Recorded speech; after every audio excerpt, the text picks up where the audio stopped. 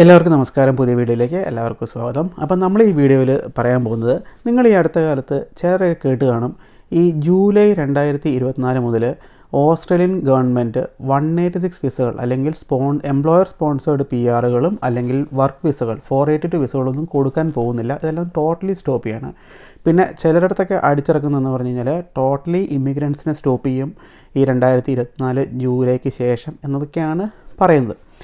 അപ്പം നമ്മൾ ഇങ്ങനത്തെ ന്യൂസുകൾ കേട്ട് കഴിയുമ്പോൾ ആരെങ്കിലും ഇങ്ങനൊരു കാര്യം പറഞ്ഞു കഴിഞ്ഞാൽ നിങ്ങളെപ്പോഴും വിശ്വാസയോഗ്യമായ സോഴ്സുകളിൽ അങ്ങനെ ഒരു ന്യൂസ് ഉണ്ടോ, അല്ലെങ്കിൽ ഹോം അഫയേഴ്സിൻ്റെ വെബ്സൈറ്റിൽ അങ്ങനെ ഒരു മീഡിയ റിലീസ് ഉണ്ടോ, അല്ലെങ്കിൽ മാര ഏജൻസ് അല്ലെങ്കിൽ ഇവിടെ രജിസ്റ്റേർഡായ ലോയേഴ്സ് അങ്ങനെ വല്ല ന്യൂസ് പുറത്തു വിട്ടുണ്ടോ, അങ്ങനെയുള്ള കാര്യങ്ങൾ നോക്കാം.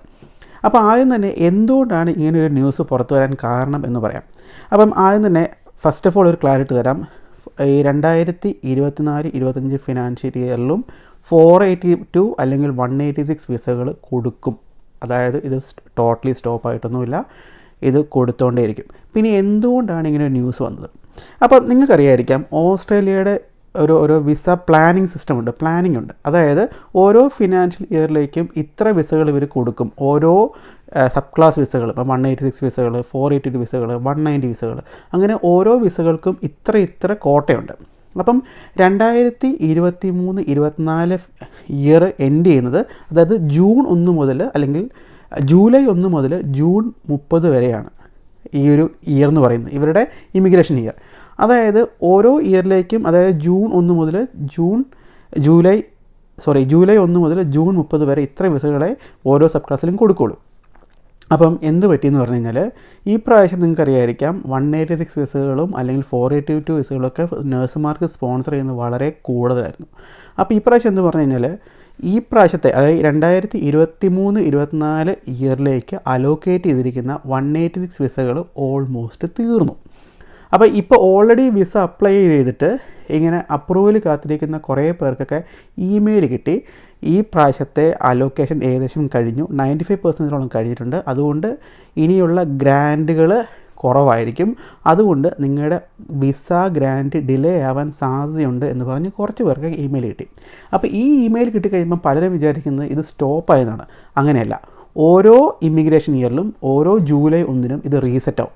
അപ്പം ഇനിയിപ്പം ഈ കോട്ട കഴിഞ്ഞിട്ടുണ്ടെങ്കിൽ ഇപ്പം അപ്ലൈ ചെയ്ത ആളുകൾക്ക് ചിലപ്പം വിസ ഡിലേ വരാം. പക്ഷേ ജൂലൈ 1 വീണ്ടും റീസെറ്റ് ആകുമ്പം ആ ഒരു കോട്ടയിൽ നിന്ന് വിസ ഇവർ ഗ്രാൻറ്റ് ചെയ്ത് കിട്ടും. ഓക്കെ, അല്ലാതെ ടോട്ടലി സ്റ്റോപ്പ് ചെയ്തു എന്നൊന്നുമില്ല.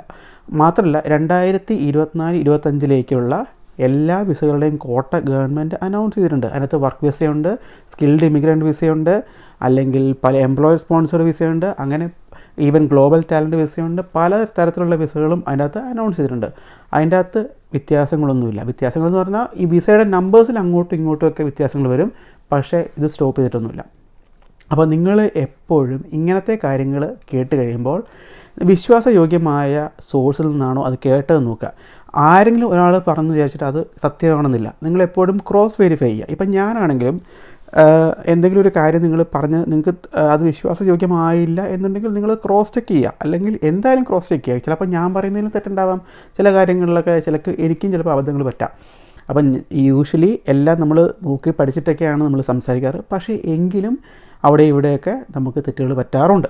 അപ്പോൾ അതുകൊണ്ടാണ് നിങ്ങൾ ഒരു ഇൻഫർമേഷൻ കിട്ടിക്കഴിഞ്ഞ് കഴിഞ്ഞാൽ അത് എന്തായാലും ക്രോസ് വെരിഫൈ ചെയ്ത് അതിൻ്റെ വിശ്വാസ്യത ഉറപ്പുവരാം. സോ അതുകൊണ്ട് എനിക്ക് കൺഫേം ചെയ്യാൻ പറ്റും, അടുത്ത കൊല്ലത്തേക്ക്, അതായത് 2024 ജൂലൈന് ശേഷവും 482 വിസകളും 186 വിസകളും 190 വിസകളും 491 വിസകളും 189 വിസകളും ഒക്കെ പ്രാബല്യത്തിലുണ്ട്. അതൊന്നും സ്റ്റോപ്പ് ചെയ്തിട്ടില്ല. 189 വിസകളുടെ ഇൻവിറ്റേഷൻ നമ്പേഴ്സിൽ കുറവുണ്ടാകാം, കാരണം അതിൻ്റെ നമ്പർ ഓഫ് കോട്ട കുറച്ചിട്ടുണ്ട്.